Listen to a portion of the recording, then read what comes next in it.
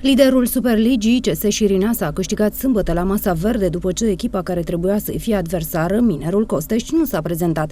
Cozia Călimănești a câștigat jocul pe teren propriu 3-1 cu Orlești și rămâne în urmărirea liderului. Campioana ultimelor două ediții, Flacăra Horezu, a pierdut net la Cernișoara, scor 0-3 și a căzut pe locul 3.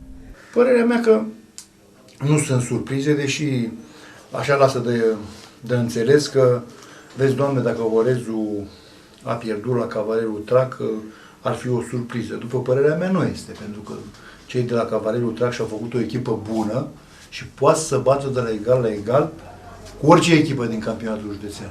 Sigur, poate să câștige, dar poate să și piardă. Poate să piardă și la un gol, și la două, sau și la mai mult. Dar poate să și câștige. Deci nu mai este că pui sigur unul, cine joacă cu el, sau pui doi dacă joacă în deplasare.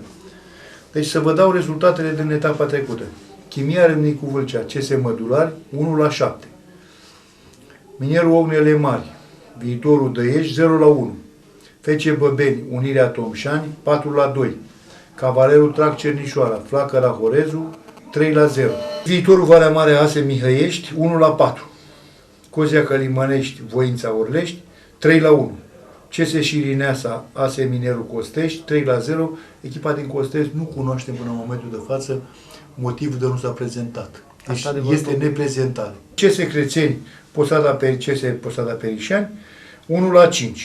Lupta este mult mai echilibrată în cele două serii ale Ligii 4, acolo unde câștigătoarele promovează direct, iar locurile 2 dau baraj. În seria Nord, lider este Topologul Galicea, 19 puncte, urmată de Stejarul Vlădești, 18. În seria Sud, Sporting Galicea, 19 puncte, este lider, urmată fiind de UTD Drăgășani, 17 puncte și Știința Grădiștea, 17 puncte.